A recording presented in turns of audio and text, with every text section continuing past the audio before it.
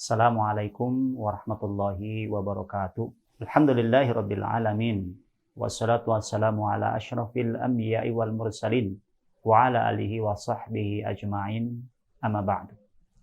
Sahabat Ramadan yang Allah muliakan, salah satu fondasi ataupun pangkal dari diterimanya amal ibadah seseorang adalah ikhlas karena Allah Subhanahu wa taala. Dalam surat Al-Bayyinah ayat yang kelima, Allah menjelaskan, "Wa ma umiru illa liya'budullaha mukhlishina lahuddin." Dan tidaklah mereka diperintahkan kecuali untuk beribadah kepada Allah yang diiringi dengan keikhlasan kepadanya. Sahabat Ramadan yang Allah muliakan, bulan puasa ataupun bulan Ramadan, yang salah satu ibadah yang diwajibkan di sana adalah puasa, mengajarkan kita akan makna keikhlasan yang sesungguhnya. Mari kita bandingkan dengan ibadah-ibadah yang lainnya. Contohnya ibadah sholat. Ibadah sholat, Allah jelaskan kuantitas pahalanya berapa. Seperti dalam sebuah hadis riwayat Imam Bukhari dan Imam Muslim, Rasulullah menyatakan, "Sholatul jama'ati afdalu min sholatil fardhi bisab'in wa isyrina darajatan." Bahwa sholat berjamaah itu lebih afdol, lebih utama dibandingkan dengan sholat sendirian, yaitu 27 derajat bandingannya. Kemudian membaca Al-Quran. Pahala membaca Al-Quran Allah juga jelaskan berapa pahala yang didapatkan. Rasulullah menyatakan dalam hadis riwayat Imam Al-Bukhari dan Imam Muslim, "Man qara'a harfan min kitabillah falahu hasanatun." Barang siapa yang membaca satu huruf dari kitab Allah yaitu Al-Quran, Allah sediakan satu pahala, satu kebaikan. Wal hasanatu bi asyri amsalihha. Dan satu kebaikan ini akan dilipat gandakan menjadi 10 kali lipat. Wala aqulu alif lam mim harfan. Aku tidak pernah mengatakan bahwa alif lam mim itu adalah satu huruf. Walakin alif harfun, wal lam harfun, wal mim harfun. Akan tetapi alif itu satu huruf, lam satu huruf, dan mim itu satu huruf. Sehingga membaca alif lam mim berarti kita akan mendapatkan 30 pahala dari Allah Subhanahu wa taala.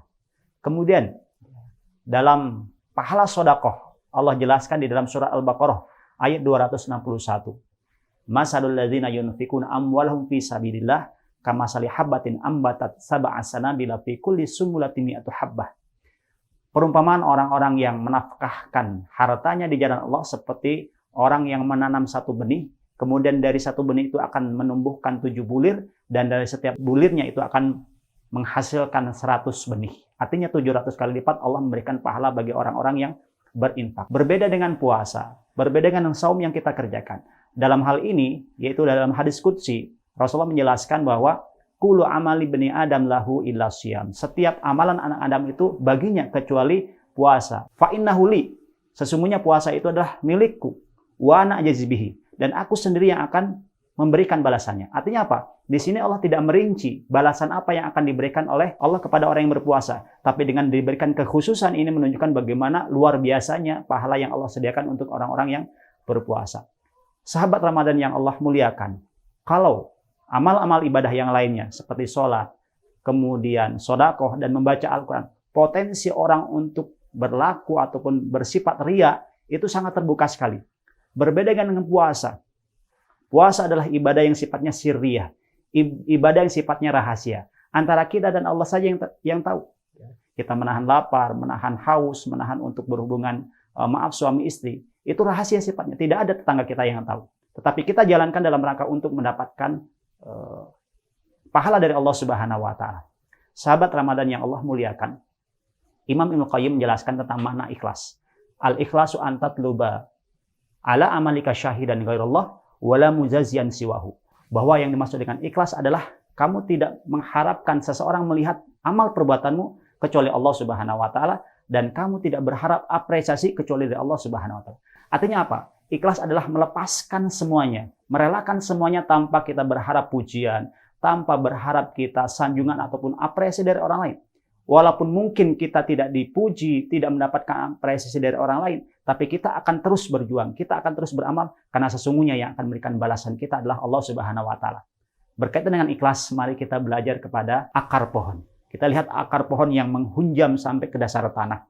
Ya, dan akar pohon inilah yang menjadikan tanaman di atasnya tumbuh dengan baik, subur bunga daun-daunnya, kemudian batangnya juga besar kan gitu. Tetapi tatkala orang memuji pohon tersebut bukan kepada akarnya, Dia akan menuju, wah betapa suburnya tanaman tersebut, betapa hijaunya daun-daunnya, betapa kokohnya batangnya. Tetapi dalam hal ini, akar tidak akan pernah berhenti untuk memberikan nutrisi. Akar tidak akan pernah berhenti untuk mencari air sebagai jaminan bahwa batangnya, rantingnya, daunnya, dan buahnya itu akan tercukupi. Inilah makna ikhlas. Kita tidak perlu mengharapkan apresiasi dari orang lain, tapi kita bekerja untuk manfaat kepada orang lain, ibadah kepada Allah Subhanahu wa taala, maka sesungguhnya Allah sudah menyiapkan balasannya. Saum mengajarkan kita mana keikhlasan yang sesungguhnya. Ibadah mestinya kita sembunyikan sebaik-baiknya, jangan sampai dilihat oleh orang lain, tapi kalaupun terlihat jangan sampai ini memancing kita hingga timbul riya.